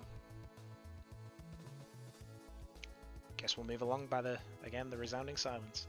Yep, let's go to Zeden's team. The Tulsa Excadrillas, coached by Lord Zeden, back again, once again, in the Yellow Division. Megalatios, Weavile, Manaphy, Thunderous Therian, Lycanroc Dusk, Steelix, Silvally, Torkoal, Venusaur, and Volbeat. Weird team. Dunno. I really like it. It's got I like it too. like bulky offense, quite some setup, and wall breaking, some. Everything in down my to opinion, it's got everything Silvally, it needs. I'm fine with. And then random Sun offense tacked on to the end. Dunno. Don't know how I feel about random tacked on Sun offense. I like the random takedowns on offense because they're not forced to run in. It's Yeah. not like For example, can just run spin. Ops, which is a useless one outside of rain. Venusaur can do fine outside of sun. Yeah, So you it don't can. have to bring Torkoal with Venusaur. You can bring Torkoal himself. And the sun actually gives it quite a It's got quite a and, nasty bite in Sun, Torkoal. Yeah. Lava Plume is spammable as hell. It's stronger or as strong as Heatran or something. It's very strong. Spins. But then And again, he it's- does have Manaphy, which doesn't really like rain. Well, Rain doesn't like sun. Or Manaphy doesn't like Sun, so yeah. it's kind of like a double-edged sword. Like, you can't run, the Sun offense plus ZRD Manaphy. Or I suppose you could, but Good. it Yeah, requires it's some weird. like pretty Waste unique. turn getting rid of the sun, so you have rain. I mean, if you're gonna run rain dance, it doesn't really matter because you click and you move anyway, whether you have sun as well or not. But still, Hmm. you are kind of forced to click it when the sun is up. Yeah. Zidane sure. has a mind game. He's gonna bring Venusaur and Torkoal and Z Rain Dance Manaphy, so he'll make a team. He doesn't have Z Rain Dance. Yeah. Right. He's Obviously, old, like, you know. the key talking point is like Megalatios plus Weavile is a power core. One of the Yeah, best. for sure. Completely agree that And those Manaphy. two are great together. Removal. How do we feel about removal? Because I'm on the side of it's kind of iffy, especially with Weavile being Rocks Weak, with Therian being Around Rocks Weak. default I in understand Gyarados. that Thunderous Therian does get defog now, but it never runs it. It's bad to run it. I can see Silvally adding a lot to his team with like parting shot and defog. Yeah, I two think potential it's- options for it. Yeah, I think it really benefits his team a lot, Silvally. The one This team thing, reminds me a lot of King's team on the last blue, right? Yeah. because it has bad removal and a bunch of rock weak mons, and by a bunch of rock weak mons I mean Weavile plus Thunderous, which is his part of his offensive core. And he also had Silvally, and guess what? Silvally ran defog every other week at least.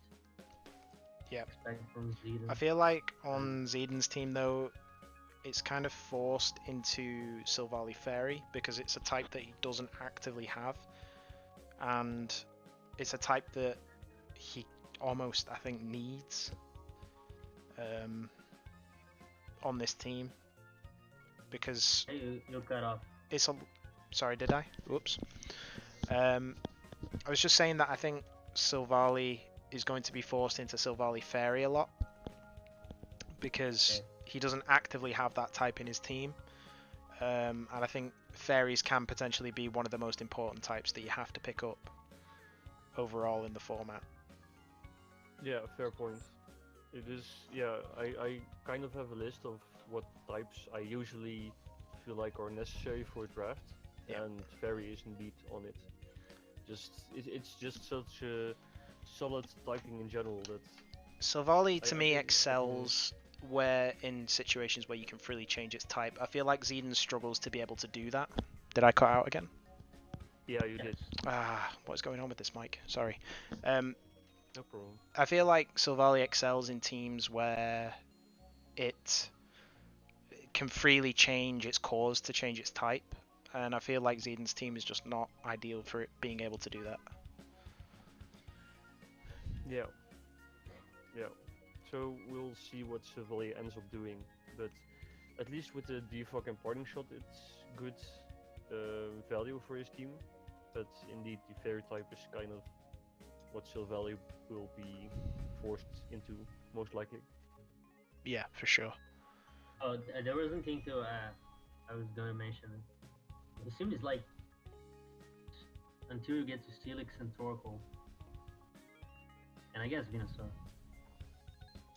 I think it's over 100. The important ones are all over 100.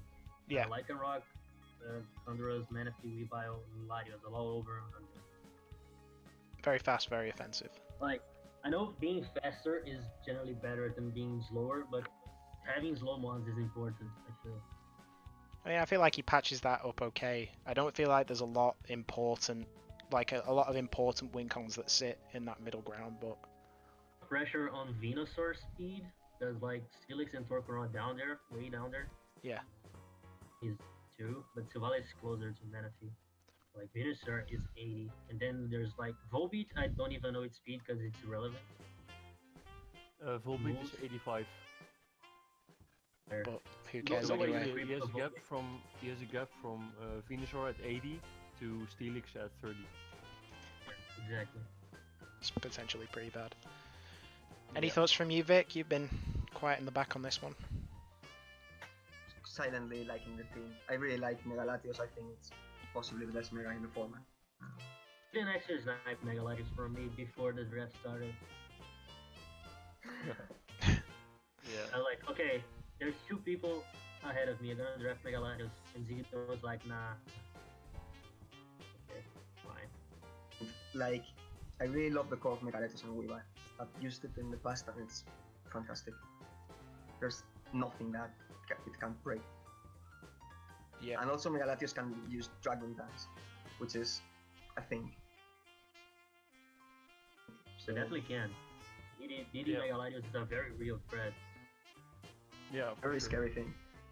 You need to prep well for it, otherwise it's just gonna tear holes in your team. It's gonna mess you up. Big style. Yeah. Or like at the least you can just run Motos Megalatios and every time you click drop a Draco and the fairy is dead, something dies. Yeah, completely agree. It's a great one. Yeah. Right. Things that Latios normally struggles with Mhm. can easily be covered up by the rest of his team, so he's got that going for him. Completely agree. Right then. Moving on, we've got the UNC Wingle, coached by the Johnson 03. Scolipede Z user, Latios, Klefki, Gyarados, Decidueye, Rhypheria, Zeraora, Licklicky, Dusknoir, Heatmore, and Articuno. Heatmore and Articuno both being Z-move users. This is a team that I genuinely don't know, like, how I feel about. It's one of these rare coveted 11-mon teams, of which there are, I think, there are only 2 in the division, the other being Biri. Oh no, wait, 3 out of 14.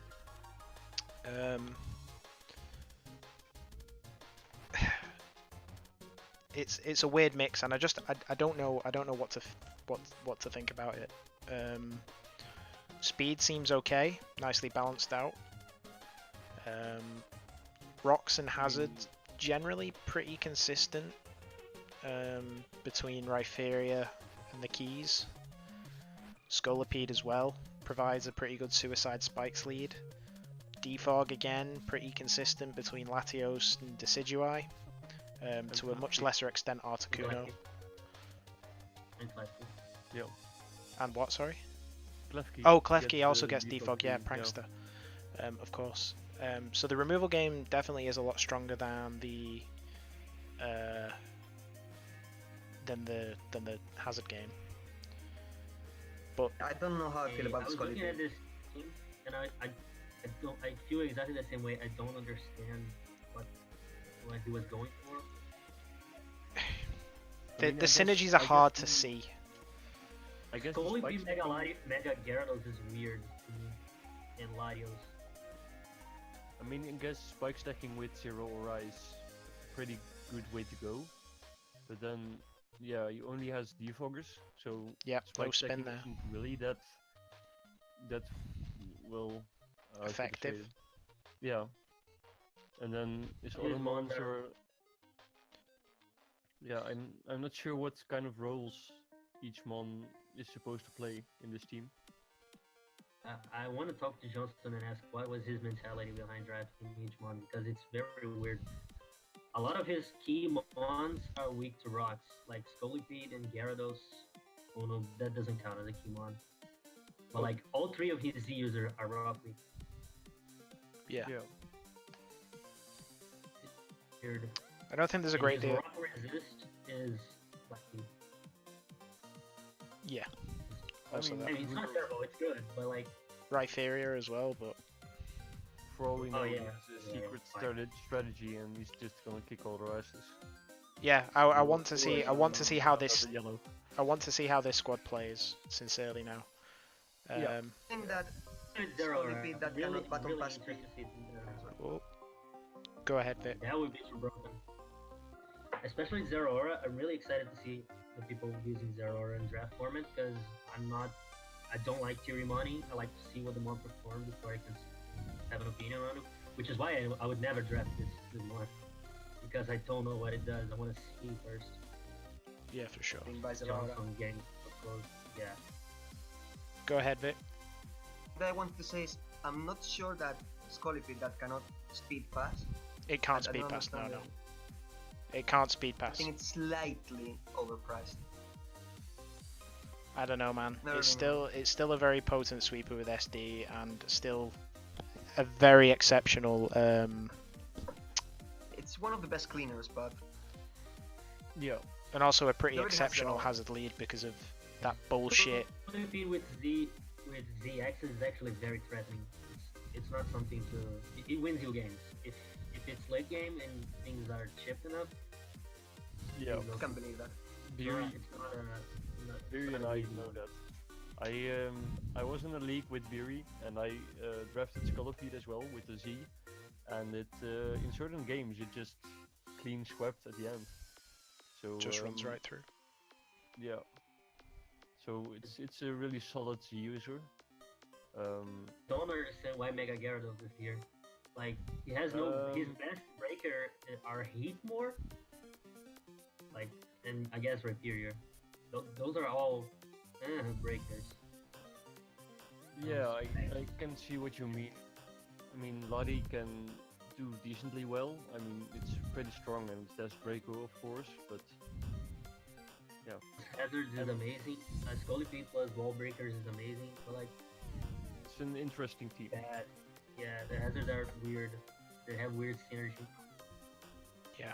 Webs, not webs, but like with a Mega Medicham or a Mega Kangaskhan would be so much better and better bulky water types than Gyarados. Mawile.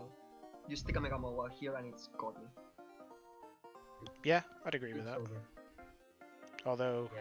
you're Mega heavily Gyarados limiting being the your points. only water type is not good at all. Also, one of the things that Gyarados doesn't function as a water type. I don't like about Mega Gyarados in this format is that, like in ladder, I want to evolve Mega Gyarados, and that has a lot of play. Because that flying type comes in Mega handy. here. You're forced to Mega here unless you switch out. Yeah. If you pick a think you move, lose you a have bit to of- Mega. I feel that Gyarados loses a bit of that play that in the first turn. I think it's one of the mons that doesn't really love to do that. Hmm Yeah, I can see that. Yeah. I mean, It's your I- flying risk, what your main form of flying user. Because Latios, like, if the enemy has something with Mold Breaker Earthquake, you're screwed. Yes, for sure. Gyarados before Mega is his only flying type. Yeah. Oh, there's Articuno, but I don't count Yeah, Articuno. Tukono doesn't know. There's no one. Right. Have we said everything we need to say on Johnson's team? I think it's just going to be one of those teams that we see how it Okay. performs in practice rather than on paper. But that aside, moving on to the penultimate draft of this video, we have the Vancouver Milotics, coached by TB. The draft stands out as Tapu Koko, Excadrill, Mega Pinsir, Cresselia, Blissey, Tornadus Incarnate, Crawdaunt, Pyroar, Prinplup, and Fracture. Z-move users being Tapu Koko, Prinplup, and Fracture. Right. Odd team. I really rate Coco, Drill, and Pincer all in one team. That's really solid offensively. And then he's backing that up with Also extra. strong boy. Yep. And he's backing that up with Tornadus Incarnate being able to Prankster remove now. And Prinplup considerably bulky defog in certain niche matchups.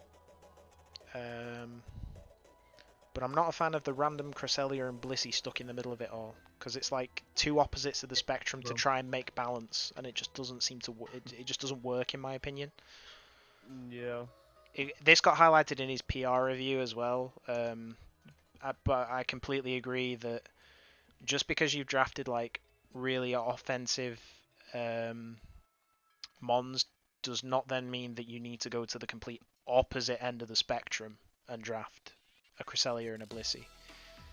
And I know Vic's probably seething over those comments over his eternal love for Blissey, but I just don't think... But Blissey on itself is an amazing offensive / special defensive. You know, they cover each other quite well. Yeah, they do. They don't cover the rest of the team. Singularly, like as a duo, to me they're great. In this wider 10-mon draft, I don't think they're that great. I mean, maybe he isn't too comfortable with running hyper offense, so he just wanted a sort of defensive core that was just really solid in general. That he could just glue in. Yeah. To make more of a balanced maybe squad. that's what was the reason behind Cresselia. Yeah, Blissey can also like glue in some teams. Because stuff that you need longevity, you slap a Blitz there and you can push past something to fall. Like are you afraid that your breakers get burned? You just one Blitz and run heal well and stuff like that. So I can get behind this, but I'm not a huge fan of Cresselia here. For sure. I think his hazard game is pretty solid. Excadrill, especially outside of sand, has the room to run rocks, no problem. Prinplup, another one that gets rocks. I mean, Prinplup is kind of like a meme between everybody in the league, but it does have viability in certain niche matchups, and in those matchups, I do rate its ability to get stealth rocks up, or even defog on the opposite end of the spectrum. Yeah, especially since it's the second best defogger in the game. No, that's wrong, because it's actually better than Empoleon, because it doesn't have the extra weaknesses. Oh yeah, fair point. Yeah. The one thing I'm concerned about is that when Excadrill goes down, which it tends to early, a lot of people use Excadrill early game and then it ends up getting sacked off. Once that's down, you're on a timer to be able to get Mega Pincer in for the sweep, and if you can't, then you could end up in big trouble, I think. Indeed. I think people and they Mega Pincer has the same problem as Zard, because people think there's only one set, but like 4 attacks, it doesn't need to set up. Doesn't And always he can easily run like offensive Pincer and like Scarpex or Drill, Mold Breaker, and Sweep Late Game, or even Coco. Yeah, there's a good number of combinations with that. Yeah, that's the problem. I don't know if Cam highlighted that in this PR, but Tapu Koko, Excadrill, and Pincer is stupid. I know Steven said as it began. It's a powerful trio. And you're you're backing it up with a couple of good like wall breakers and star breakers as well. Particular mention to Tornadus Incarnate and the monster that is Crawdon. No switching. Because there's very few switch-ins to that Crawdon. Mega Gyarados. This is a Mon Showan Skarmory with a physical move. Man, that's gross. It is very wild.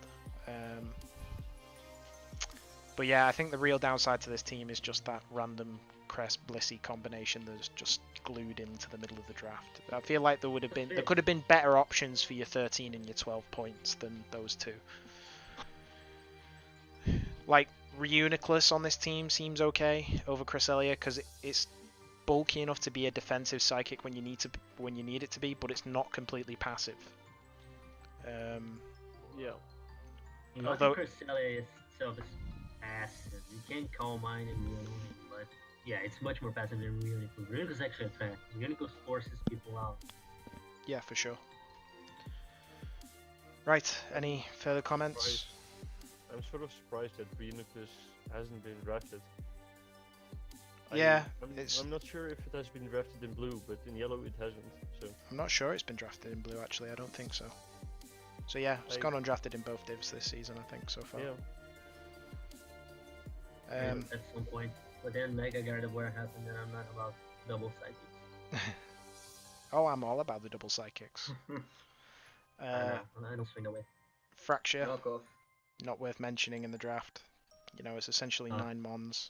No, it doesn't But- exist. Yeah. Looking at what Fracture can do, but no.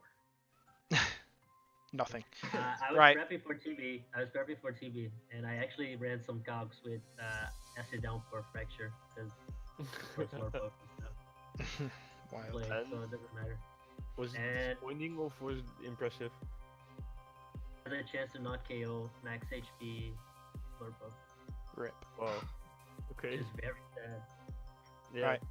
Any last comments, or do we move on to our final draft? I think we can move on to the Bullet Friend team. Great. Virginia Cavaliers, coached by Arctic Weavile. Team is Mew, Tornadus Therian, Tapu Bulu, Heatran, Como, Araquanid, Mega Glalie, Palossand, Togedemaru, Vullaby, and Spinder. Yeah. Most people in this league know my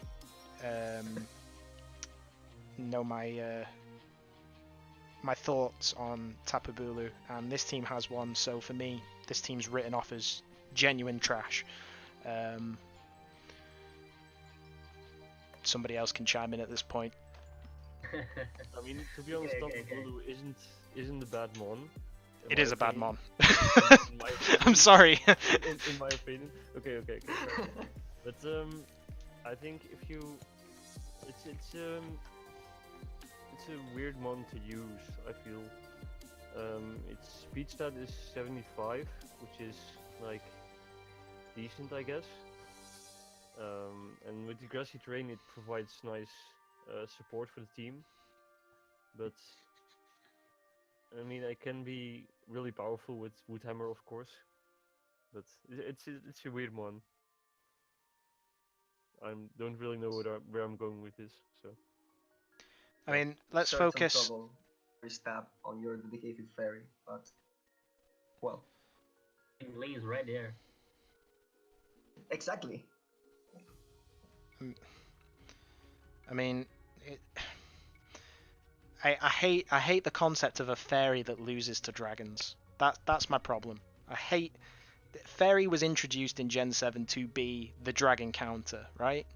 And then they do this. They give us a fairy that is actively walled by dragons.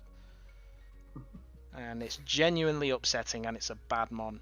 But anyway, let's focus on the mons outside of this god-awful Bulu-Tran core. Mew and It's a nuisance. Mew Like, we're and Switzerland. Fern Mew plus Fern is really good. It has a lot of coverage and options. Torn T as a Z user is something I used last season. It's amazing. I can imagine it being a very strong breaker. And then also putting Z on Torn And makes it a defogger better and everything you need. defogger. Torn T makes it a better defogger because it people switch out more. They're scared. Yeah. And it makes it easier for it to defog. Always just straight up kill you with the Z move. Also gives him a lot more coverage because he doesn't have to rely on bad moves like Focus Blast and Hurricane. You can run like Z Hyper Beam and Z Giga Impact, which are real sets, by the way. The only concern that I like immediately have around Torn T is around the removal is that the removal is placed heavily onto Mew or Torn T, which Mew hates defog in Gen 7. Like, In Gen 6, where it was one of the better defensive mons, it's completely fine. But in Gen 7, Mew sort of comes out of its shell as being a much more viably offensive mon, and having Defog packed onto it because you're struggling for move slots between Tornado Therian or bringing Vullaby, which is an air mon, is going to be a problem for you, especially when you've got Spike Stack from Mega Glalie and Webs from Araquanid. I feel like having your only spinner be literally trash Spinder is pretty bad. Shout out to Mew Como, the core that won last season's championship, so you know, can't fault him for that. I think Mew and Tornado Therian are great pivots. You just need like a killer sweeper with them in a lot of cases, and I think Como can fill that role really nicely with Autotomized Special or Dragon Dance Physical. Yeah. Aside from that, like webs, does it allows it to set up easier? yeah, the webs are helpful. I'm just not a fan of like having only defog with webs. It's the same with spikes. Because webs is really good too. Each turn all you want. It's very powerful, and it's not a good one. I've never drafted as a tier 1 in points. I still think 15 points for it is a bit too much. Yeah, I agree with you on that one. Arctic can use it to make good use of it. Mm-hmm. On the webs, there are many people who like to switch into a Heatran other than Heatran. Yeah, I don't know. Could work. I hate Mega Lily. It's a trash mon. Very trash mon. I think it's one of the better lower tier megas, but not as good as Ordino or potentially Camel, but it's certainly better than in my eyes, Bennett. This is an 8 mon draft, and I'm counting Palossand, which is also a I rate Palossand now. It's got Stealth Rocks, reliable recovery, decent ground type, shore up recovery. You know. Yeah. Not completely passive. Water compaction was actually coded properly, and yeah. If only water compaction was decent. Actually good. Yeah, I don't really have an opinion on that lately, to be honest. Put money that Palossand is gonna be water immune in Gen 8. You're gonna think that. That could be a good shout. They made this with Storm Drain. They will with water compaction. And yeah, that's pretty much it. Like, yeah, Spinner's not on Mon. Spinner is if people like against the Mega DNC guy, which was King. Yeah. Yeah. You bounce back webs, you can abuse the contrary with plus speed with Spinda. Ooh, nice. Spinder is never ever come into a game. Let's just get this idea out of our heads right now. Do it. You know he's gonna do it. Well, if it's like 10-0, 0-10, I bet they will. It's a mon you bring if you're either doing really well or really bad. At either point, you don't care. Yeah. Alright, so, any final opinions on that, or shall we wrap this up? Have anything else to say about that? Torrentee is a nuisance to switch into. Like, there are no good switches to Torrentee. Yep, absolutely agree. Did everything die? I hope not. Are you guys still with us? Showan, Biri, Vic? Yeah, but I do see that the connection is sometimes not very good. Yeah, it can be choppy if it's running for long term. But anyway, we're done now, so we can close it there. Yep. All right. So, thanks for covering all of the Yellow Division drafts, guys. No problem. It's been a fun nearly 2 hours. So much for trying to shorten these episodes, but yeah. Wow. And this was just one of the divisions. Right. Anyway, thank you all very much for watching. Thank you to the cast behind me, or sitting in with me, for their contributions and their insights into the drafts. We will be back with the week 1 matches in about a week once they're all played and ready. But yeah, aside from that, thanks very much for watching. Do you guys want to say your goodbyes? Having me, and I hope in future REDcasts I can also participate. Oh, I'm sure you'll be more than welcome. Don't worry about that. Yeah, same. Was, Actually, it was fun. Gonna win. 11-0. Oh, 13-0. Ooh. Big talk, big talk. The best part about it is that we already know this isn't true. Spoiler alert, by the way. Cruel. Terrible. Alright. And finally, thank you to everybody at home for watching this 2-hour REDcast.